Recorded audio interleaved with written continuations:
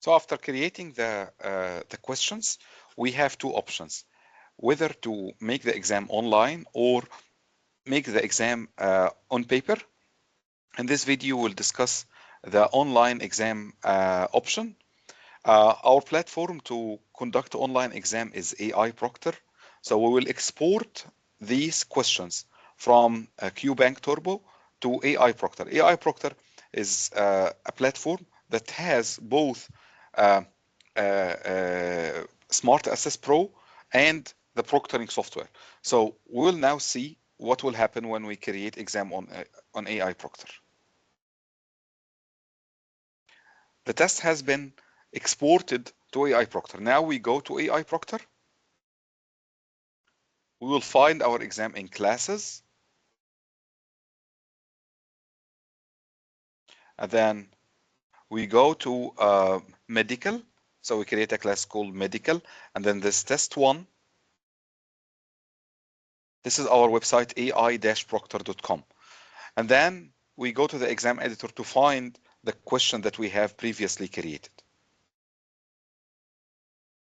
So this is the exam editor in AI-Proctor. The questions have already been transformed to the exam editor here. So what is the primary characteristic of superficial burn? And these are the questions. In this exam editor, we have many options.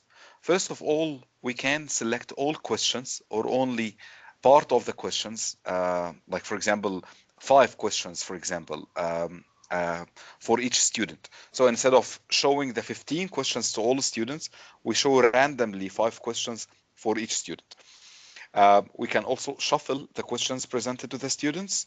We can shuffle the answers presented for each question, and we can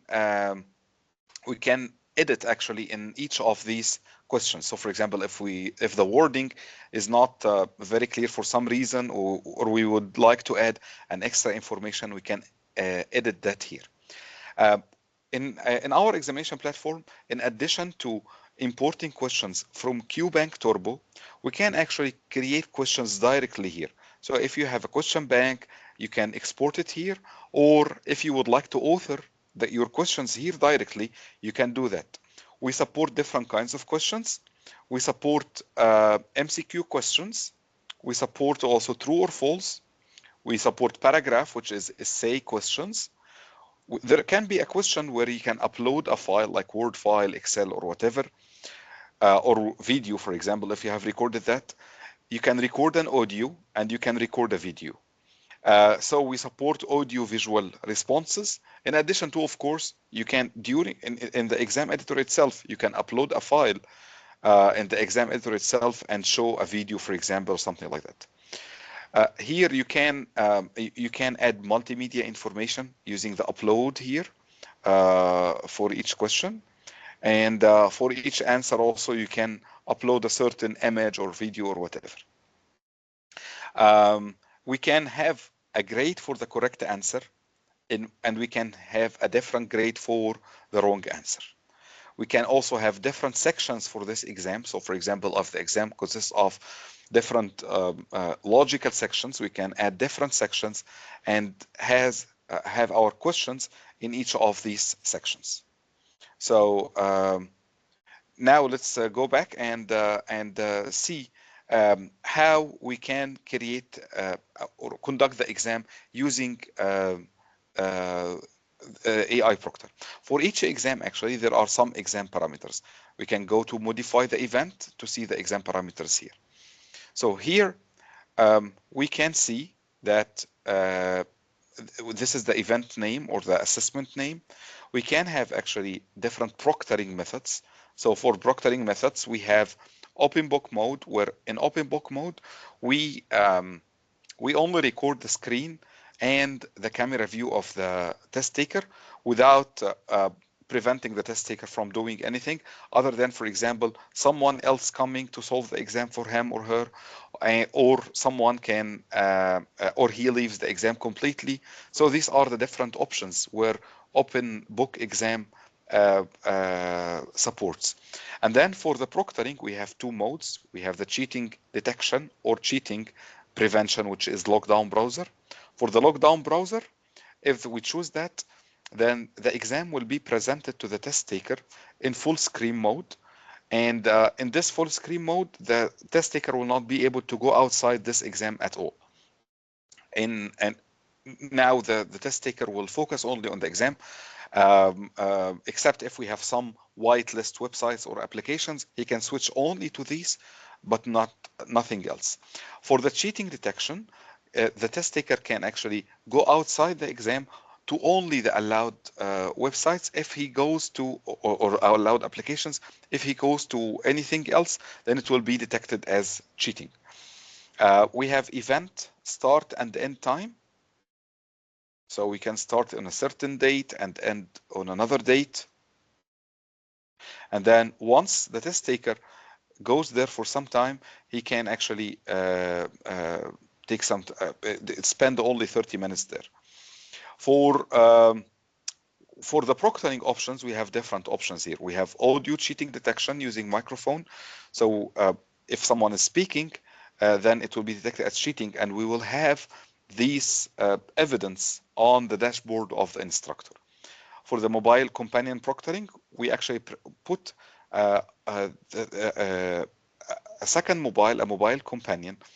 We install the AI-Proctor companion on the smartphone of the test taker, and he put it on the side of the table where he is taking the exam. This way, the test taker is being proctored using two cameras, the camera of the laptop and a second camera on the side of his examination station.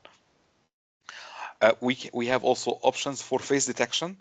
We can have same person verification. This way, we'll take a picture at the beginning of the exam, and once the test taker goes to the exam, we compare the initial picture with the person that is taking the exam until its end.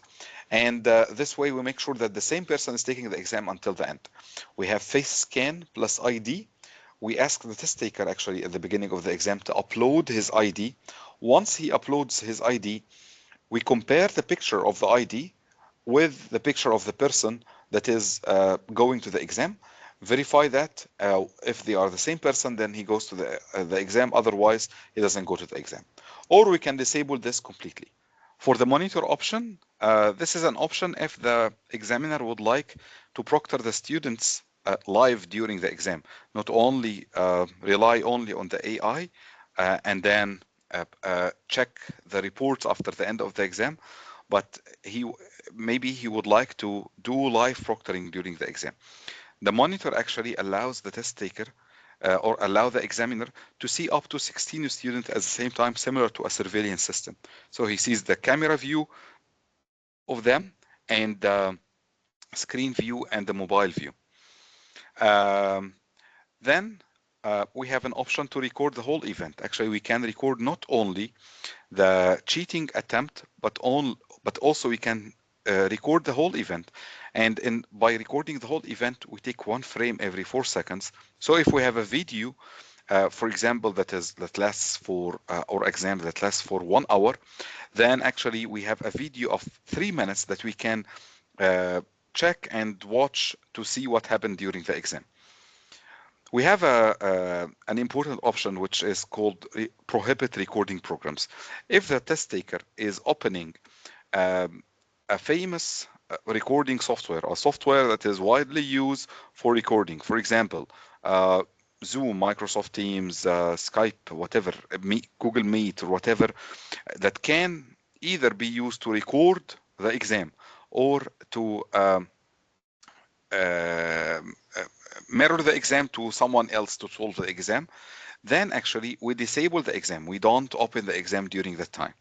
If there is actually another application that is not widely known and we don't have it in our list, if there is a recording, then the recording will be black. It will be a black screen and it will not be shown to the student, to the cheater on the other side. If it's a recording, then it will be recorded on a black screen. If it's mirrored to someone else, it will be black on the other side. We have remove student if mobile detected during the exam. If a student holds a mobile during the exam, then this is actually a major cheating. Maybe the examiner would like to remove the student and stop his exam if he detected a mobile on his hand. Um, Also remove the student if his face was off camera view. This actually, if the student left the exam station completely during the exam, then probably we would like to close the exam for him if he left the exam for like 30 seconds. We have also some answer tools here. If the exam needs a Word file or Excel file for the student to um, to um, to write his answers on them, then instead of opening a Word or Excel file or Word and Excel applications, and then the student can then go inside the Word and Excel application if he has already some saved data on his laptop with some data that would benefit him during the exam.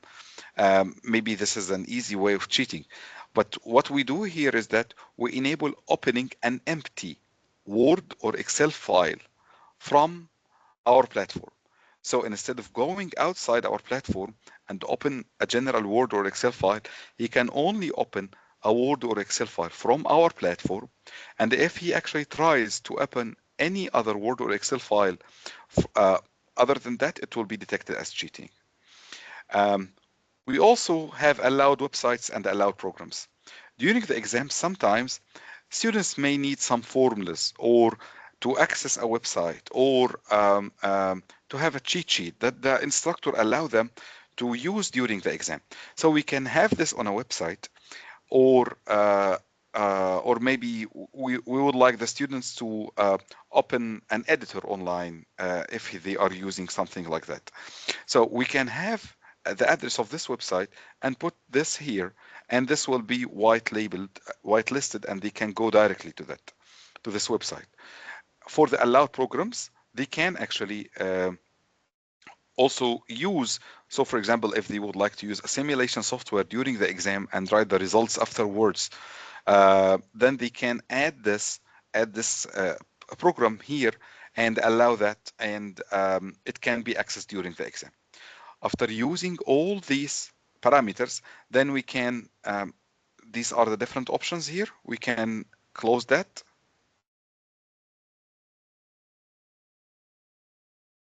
And then the exam is ready to be taken. This can actually, the exam can be accessed through two ways. Either through the web, so there is no need to download any software. In this way, as we will see now, we need to, the exam will be in full screen, the browser will be in full screen mode, and however, the exam will be taken still within the browser. We support face detection there, we support that if the student left the exam tab, this will be detected as cheating. We support recording the whole event. Uh, Many of our proctoring techniques works for this browser exam access link.